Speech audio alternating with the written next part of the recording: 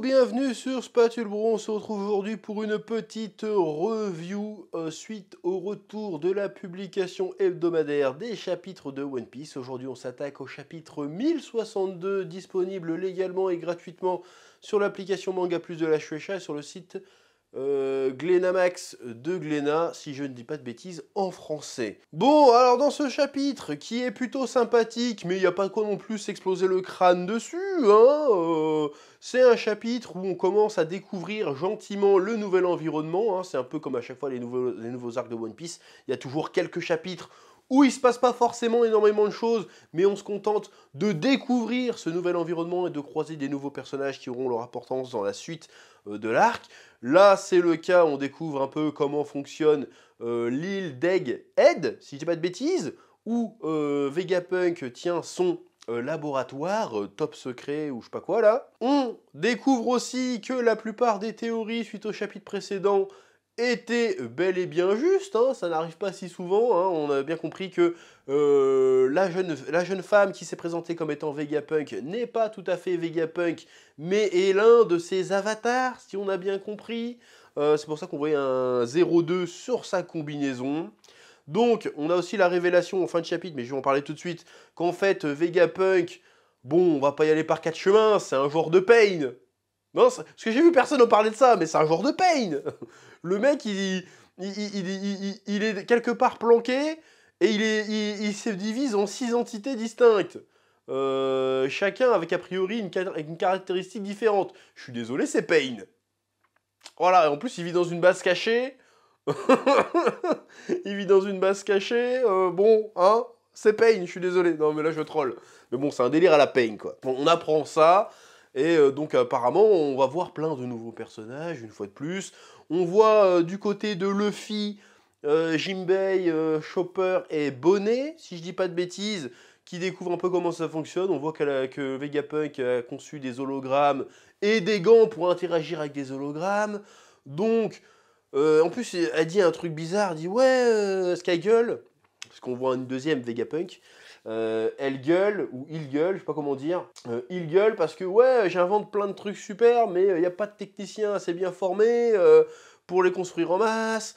Et en plus, il n'y a pas assez d'oseille pour poursuivre les recherches sur les trucs. Et elle fait oui, avec mon climatiseur de l'île insulaire, on sera aussi capable de voir ce que les gens font en temps réel sur l'île. Donc, ce qui renforce l'idée que Vegapunk, il est en train de bosser, il cherche en fait à trouver des outils de contrôle de la population, en fait. Alors, est-ce que c'est à but belliqueux de juste avoir le contrôle, ou c'est pour créer un espèce de semblant de paix? Moi, je pense que c'est pour créer un espèce de semblant de paix grâce à la technologie. Et c'est d'ailleurs peut-être pour ça qu'il rentre en Bixby avec le gouvernement mondial, qui lui envoie au cul le CP0, je sais pas quoi, là, avec Kaku et Lucci, et l'autre, j'ai oublié comment ça s'appelle, la meuf, et en plus un séraphin de Kuma, du coup. Donc ça aussi, ça va alimenter les théories. Du coup, ils ont vraiment fait des séraphins à partir des Shichibukai, les bâtards. Mais est-ce que c'est tous les Shichibukai ou est-ce que c'est que la première gène? Parce que du coup, ils peuvent faire des séraphins de Baggy et tout, quoi. Ça pourrait être marrant de voir ça. Ouais, je pars en couille, là, mais... Et pourquoi s'arrêter aux Shichibukai, encore une fois? Si ça se trouve, ils ont fait des séraphins de tout le monde, ces bâtards. Ça pourrait être super intéressant. Mais bon, pour revenir à Vegapunk et ses inventions, même le côté, vas-y, j'invente une technologie pour interagir avec des hologrammes qui repoussent la lumière. Est-ce qu'il serait pas en train d'essayer de dire, vas-y, on va faire un faux monde pour que les gens n'aient aucune raison de se battre, aucune raison de vouloir des choses, et que les gens restent en paix, en fait? Est-ce qu'il n'est pas en train de nous faire un Tsukuyomi infini, mais avec la technologie? Est-ce qu'il n'est pas en train d'essayer de nous construire la matrice, ce bâtard? Est-ce qu'il serait pas un peu dangereux en étant bien intentionné, si tu vois ce que je veux dire? Donc il y a vraiment moyen de faire quelque chose de cool avec un personnage comme ça. En plus, tu l'opposes à Luffy. Luffy, c'est quoi? C'est un personnage de cartoon, Luffy, maintenant. C'est-à-dire que le gars, quand il devient tellement libre que les lois de la physique n'ont plus d'application sur lui. Et si tu l'opposes à un mec qui, au contraire, est super rationnel, super scientifique, et essaye de manipuler les règles de la réalité en utilisant la science, ça pourrait être super cool d'opposer un mec animé par la logique contre un mec qui n'a aucune logique.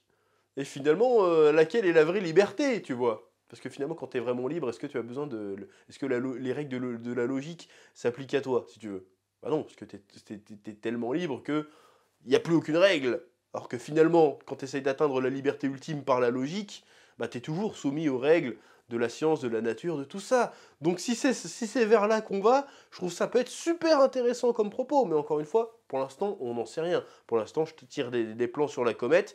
Mais ça pourrait être cool. Alors il y a une scène qui est un peu badass aussi, c'est quand il y a Lilith, je crois que c'est ça, hein, du coup, qu'elle s'appelle la Cyberpunk numéro 2, qui essaye de braquer les chapeaux de paille sur leur bateau, et puis t'as une autre voix qui lui fait, comment il s'appelle? J'ai oublié son nom. L'autre voix qui est censée être le gentil, Shaka, je crois, qui est censé être le gentil, il lui fait non mais en face de toi, t'as Roronoa Zoro, là il a l'air calme parce qu'en fait il peut te dégommer en une seconde, et puis t'as Nico Robin aussi qui peut te dégommer en une seconde. Donc en fait fais attention, là tu t'attaques pas à n'importe quel pirate, fais gaffe. Et là, tu vois, quand t'entends Vegapunk, entre guillemets, un personnage qui a été teasé depuis tant et tant d'années, tant et tant de volumes, et qui a du coup une aura incroyable, dire fais gaffe, c'est quand même les chapeaux de paille, tu fais ah ouais. Tu dis ouais, ok, il pèse. Là, il commence sérieusement à peser les chapeaux de paille. C'était foutrement badass. Voilà, le retournement de situation, et pourtant au début on croit qu'ils sont en galère, parce qu'il y a tous les robots géants qui ressortent là, tous les Megazords, et en fait fait non non mais en fait tu vas y aller mollo parce que c'est les chapeaux de paille quand même, donc tes Megazords ils vont te les foutre dans le cul, donc laisse tomber, amène-les, on va voir, on va régler le problème gentiment. Voilà, c'était super badass. Ah, pour le coup je dis oui. Oui. Bon, et il me semble que dans ce chapitre, on a une information comme quoi... Alors peut-être que l'information avait déjà été sortie avant, mais je m'en souviens plus parce que la rêverie, c'était loin, sa mère. Que Kuma était en réalité à la base le père de Bonnet, et que Bonnet voulait choper le col à Vegapunk parce que c'est lui qui l'a transformé en cyborg, a priori. Bon, ça c'est une information plutôt intéressante, on va voir ce qu'on va en faire. Donc le personnage de Bonnet a vraiment un réel intérêt d'être là pour le coup. Et... il y a une scène, j'ai trouvé un peu poussif. On voit une petite bulle de pensée et elle fait oui, oh, j'ai oublié de leur dire que j'ai croisé Sabo à la rêverie. Oh bah c'est pas grave. Voilà, bon ça j'ai trouvé ça subtilité sur 20. Genre attends, j'ai des informations que tout le monde attend, dont tout le monde a besoin, qui sont super importantes. Mais j'ai oublié, oh on verra ça plus tard, c'est pas grave. Soit Oda il fait exprès en mode tiens je vais les titiller, soit je pense que c'est ça. En vrai je pense que c'est ça. Soit il est débile, tu vois, parce que l'excuse de oh j'ai oublié de leur dire, oh bon on verra plus tard. Si tu l'as écrit ça premier degré, t'es un teubé. Alors que si tu le fais exprès pour titiller les gens, c'est du génie. Et je pense qu'Oda est quand même, on peut quand même le classer dans la première catégorie. On va pas se mentir.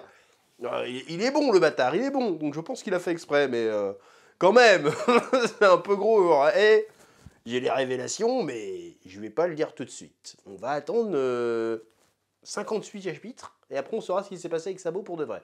Oui. Et on revient à la fin du chapitre où on apprend que le gouvernement mondial, a priori, veut se débarrasser de Vegapunk. Alors on sait pas exactement pourquoi, même le CP0, le CPO, je sais pas comment on dit, le CP0, la branche de Lucci, ne sait pas non plus pourquoi, et quand il commence à se poser des questions, il fait il dit ouais ça a peut-être un lien avec ce qui s'est passé avec l'île de Bidule qui n'existe pas. Il fait ferme ta gueule.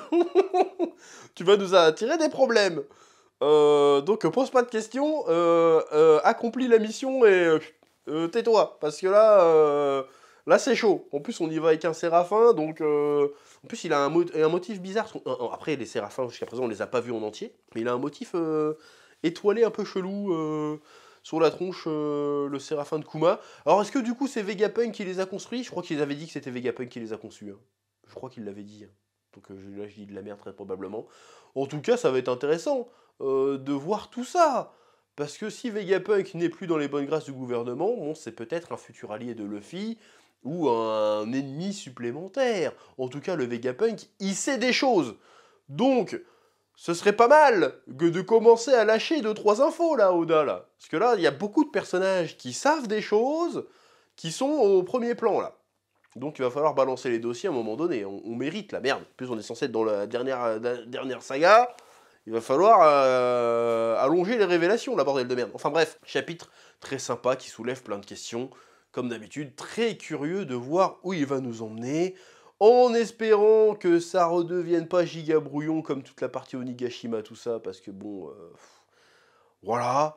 Prenons un peu notre temps pour présenter cette nouvelle île, comment ça fonctionne, le docteur Vegapunk, le passé, tout ça. Je suis très curieux de voir comment Franky va être traité dans cet arc, parce que du coup, c'est directement lié à Franky, hein, toute cette histoire aussi. Donc très curieux de voir, parce que je trouve que même il a été pas mal... Enfin, il y a plein de personnages, en fait, depuis Wano, qui ont été pas mal en retrait, hein, tout ce qui est Usopp, tout ça, Franky, Brook... ils sont là, mais parce qu'ils doivent être là, parce que en vrai, ils seraient pas là, ça serait pareil. Donc je serais curieux de voir comment Oda va jouer avec ces personnages-là, parce que pour le coup, il y a matière à bosser avec eux. Voilà. Bref, c'est à peu près tout ce que j'avais à dire. Comme d'habitude, petit pouce bleu, commentaire pour le référencement, aussi me dire ce que tu as pensé de cette revue, ce que tu as pensé de ce chapitre. Si j'ai raté des trucs, parce qu'encore une fois, il y a certaines subtilités qui m'échappent toujours avec One Piece, n'hésite pas à éclairer ma lanterne. Sur ce, que la passion te guide. Ouais.